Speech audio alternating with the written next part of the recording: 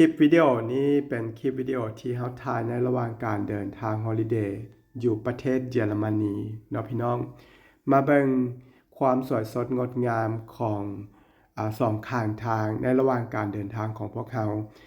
ใช้เวลาการเดินทางจากเมืองหนึ่งสู่เมืองหนึ่งประมาณ4หรือ5ชั่วโมงเนาะพี่น้องมาเบิ่งทิวทัศน์สองข้างทางบอกได้เลยว่าอลังการอีหลีพี่น้องนั่นแหละเขาก็จะเก็บเอาภาพบรรยากาศไปเรื่อยๆทิวทัศน์ธรรมชาติไปนำที่เขาเห็นเป็นสีเหลืองทองนี่ก็จะเป็นทุ่งเขาบาเล่พี่น้องเพราะว่าช่วงนี้จะเป็นช่วงฤดูเก็บเกี่ยวทุ่งเขาบาเล่นั่นเองพี่น้อง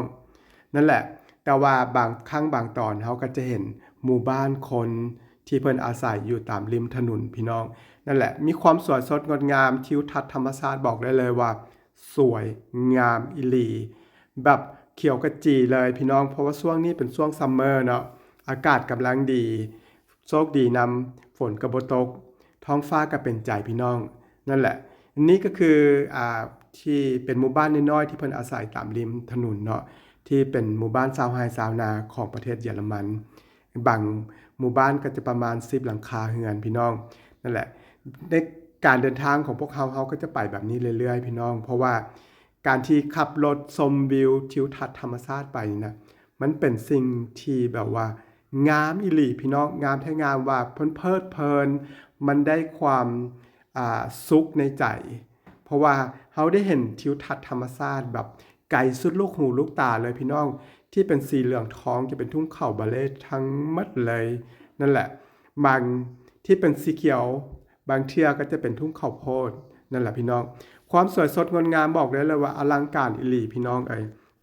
ค่อยได้มาเห็นค่อยยังบอกว่าโอ้โหแบบงามสุดๆมาเบิ่งทิวทัศน์ธรรมชาติไปนำมาเบิ่งการทำมาหากินของเพิ่นว่าเพิ่นเฮ็ดหยังเนาะส่วนใหญ่เพิ่นสิปลูกข้าวบาเล่หรือข้าวโพดเป็นอาหารสัตว์ข้าวบาเล่ก็จะเป็นเพชรขนมปังหรือว่าเป็นข้าวจี้นั่นเองพี่น้องนั่นแหละเพราะว่าส่วนใหญ่ที่อยู่ต่างประเทศเขาจะกินข้าวจี้กับมันฝรั่งส่วนเป็นส่วนใหญ่เนาะตอนนี้เขาก็มาถึงหมู่บ้านเป็นหมู่บ้านน้อยๆพี่น้องตากาบ่เป็นหมู่บ้านใหญ่ปานใดเขาก็บ่ได้จอดแต่ว่าเขาสิขี่รถไปเรื่อยๆจะเก็บเอาภาพบรรยากาศสองข้างทางไปเรื่อยๆแบบนี้ก็จะให้พี่น้องได้เห็นบ้านเรือนของเพิ่นว่ามีความสวยสดงดงามแตกต่างกันกับบ้านเฮาส่ำใดและก็รูปแบบของบ้านเพิ่นงามจังใดแดนั่นแหละบอกได้เลยว่างามสุดๆพี่น้องงามอีหลีเห็นแต่ละหม่องแต่ละทีนี่แบบตื้นตันใจแบบตื่นเต้นนะพี่น้องตื่นเต้นอีหลีเลยพอเบิ่งทิวทัศน์ธรรมชาติไปแล้วแบบโอ้โหอลังการแล้วมาเห็นแบบบ้านคนอีกแบบความสวยงามอีกโอ้โหแบบค่อยเห็นแล้วค่อยแบบบางครั้งอยากจะจอดเบิ่งโดนๆแต่ว่าเฮาบ่มีเวลาเฮาก็ต้องขับรถไปเรื่อยๆพี่น้องคือพี่น้องเห็นนี่แหละคือจะเป็นการเดินทางนะกับรถแล้วเฮาก็จะขับรถไปเรื่อยๆเห็นทิวทัศน์ธรรมชาติแบบนี้ไปน้ำกันเรื่อยๆพี่น้องเบิ่งน้ำกันว่าจะสวยสดงดงามส่ำใดบางครั้งบางตอนค่อยอาจจะบ่ได้แบบอธิบายให้เพื่อนๆได้ฮู้เบิดทุกเรื่องทุกราวนะเพราะว่ามันถ่ายในระหว่างการเดินทางที่เฮาบ่ได้พากในช่วงเวลาเฮาถ่ายเนาะเฮามาอธิบายทีหลังเพื่อนๆมันก็เลยขาดตอนไปเนาะแต่ก็หวังว่าจะได้เก็บทิวทัศน์ธรรมชาติไปน้ำกันว่าจะสวยสดงดงามส่ำใดมาเบิ่งแล้วก็แบบเพื่อนๆสุดๆเลยตอนนี้เฮาก็เริ่มเข้ามาในเมืองอีกเมืองหนึ่งเป็นเมืองน้อยๆพี่น้องอยู่ในระหว่างการเดินทางของพวกเฮาแต่พวกเฮาก็ยังบ่ทันได้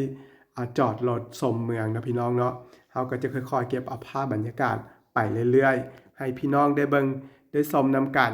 เบิ่งวิถีชีวิตของเพิ่นอยู่ในต่างประเทศในต่างแดน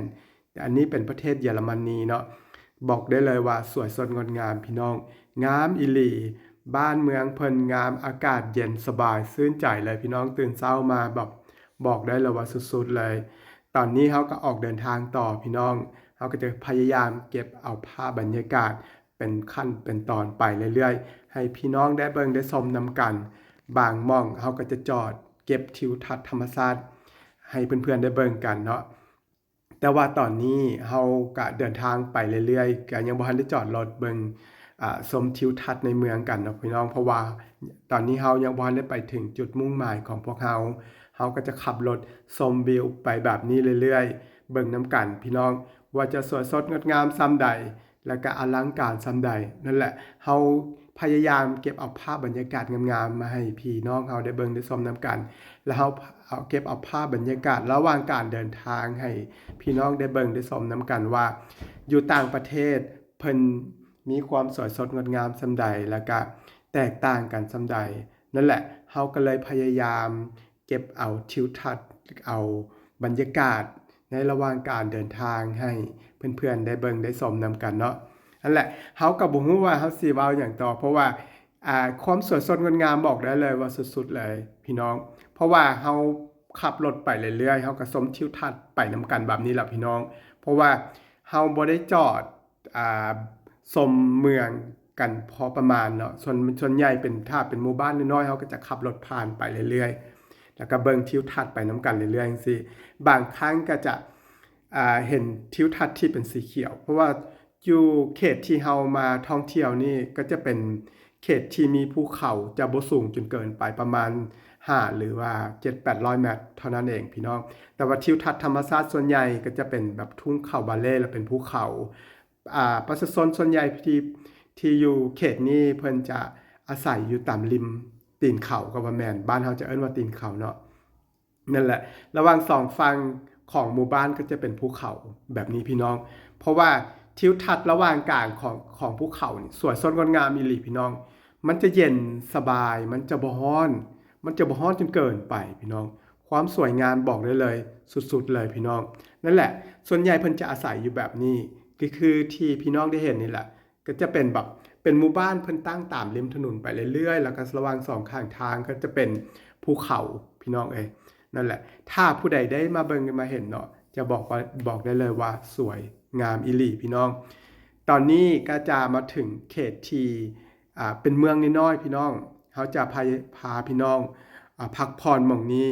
แล้วก็จะพาเพื่อนๆเลาะชมเมืองไปนํกัน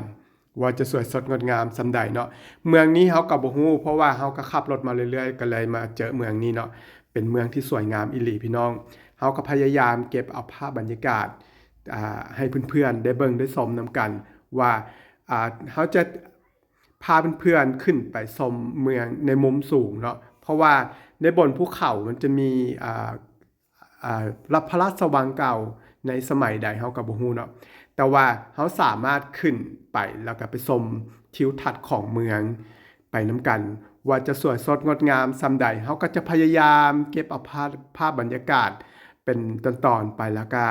พยายามเก็บเอาภาพบรรยากาศของเมืองมาให้เพื่อนๆได้ชมได้เบิ่งนํกันว่าจะอลังการสวยงามส่ำใดตรงที่เป็นจุดสูงๆคือเป็นจุดชมวิวพี่น้องเฮาก็พยายามเก็บภาพบรรยากาศไปเรื่อยๆแล้วก็จนกว่าเฮาจะไปถึงจุดนั้นเนาะแล้วเฮาก็จะพยายามถ่ายวิดีโอรอบๆของเมืองให้พี่น้องได้เบิ่งกันว่ามันจะสวยสดงดงามส่ำใดเนาะแต่ที่เฮาขึ้นไปนี่มันจะเป็นภูเขาอยู่ระหว่างกลาง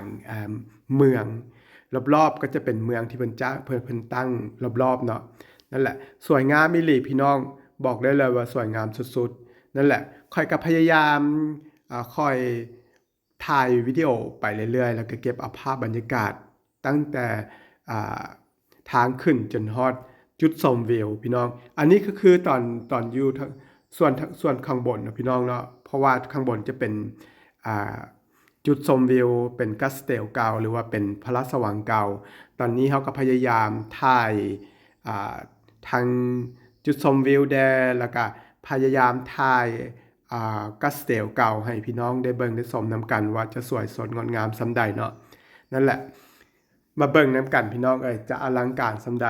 บอกได้เลยว่าสวยงามอีหลีพี่น้องมาเบิ่งทิวทัศน์นํกันว่าเมืองของเพิ่นตั้งกันอยู่แบบใดเพิ่นตั้งระหว่างกลางภูเขาเลยพี่น้องมันจะมีภูเขา2ลูกที่รอบๆเมืองเนาะบอกได้เลยว่าทิวทัศน์บอก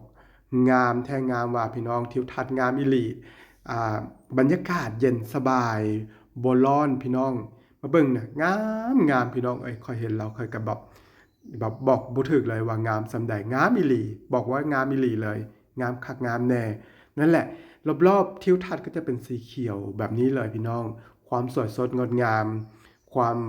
เป็นธรรมชาติพี่น้องมันจะเป็นภูเขาคล้ายๆเป็นภูเขาดินนั่นแหละเขาสามารถท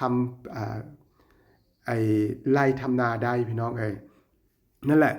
ระหว่างรอบๆก็จะเป็นแบบนี้ตลอดทั้งเมืองเลยกับมาเบิ่งความสวยงามกันว่าจะอลังการจำใดเขาพยายามเก็บเอาทุกส่วนของการเดินทางของพวกเขาให้เพื่อนๆได้เบิ่งได้ชมกันตอนนี้เขาจะพาเพื่อนๆขึ้นไปตรงจุดชมวิวสูงที่สุดแล้วเขาก็จะถ่ายเอาทิวทัศน์ธรรมชาติรอบเมืองให้เพื่อนๆได้เบิ่งได้ชมนำกันว่าจะสวยงามสำใดอันนี้สูงสุดแล้วเด้อเพื่อนๆเขาจะขึ้นสูงกว่านี้ก็บ่ได้แล้วนี่แหละสูงสุดเลยเป็นจุดชมวิวเลยสวยงามพี่น้องเบิ่งนำกันงามเบิ่งว่าผ่างเมืองเพิ่นตั้งเมืองอยู่ในแบบใดและระหว่างกลางภูเขาเนาะสวยงามอีหลีทิวทัศน์ธรรมชาติสองข้างทางบอกว่าที่สุดๆเลยเขาก็ได้บอกตั้งแต่ได้เล่าเรื่องของธรรมชาติหรือว่าทิวทัศน์หรือว่าการอยู่อาศัยของเพิ่นเพราะว่าเรื่องจากนั้นไปเขาบ่ฮู้เขาก็เลยบ่ได้เล่าให้เพื่อนๆได้ฟังเนาะเพราะว่าถ้าเล่ามันผิดไปมันก็อาจจะเป็นการให้ข้อมูลที่ผิดพลาดไปนั่นเองเนาะพี่น้องเนาะเขาก็เลยเล่าเรื่องของธรรมชาติและระหว่างการเดินทางของพวกเขาทิวทัศน์ธรรมชาติให้เพื่อนๆได้เบิ่งได้ชมนำกันและก็การอยู่อาศัยของคนพื้นบ้านหรือพื้นเมืองเพิ่นอยู่แบบใดและเพิ่นอาศัยอยู่แบบใดนั่นแหละก็คือเป็นส่วนใหญ่ที่เขาจะพยายามเล่าให้เพื่อนๆได้ฮู้นำกันเนาะเพราะว่าเรื่องที่ประวัติศาสตร์ที่เป็นไปเป็นมาเขาก็บ่ฮู้เขาก็เลยบ่ได้เล่าให้เพื่อนๆได้ฟังกัน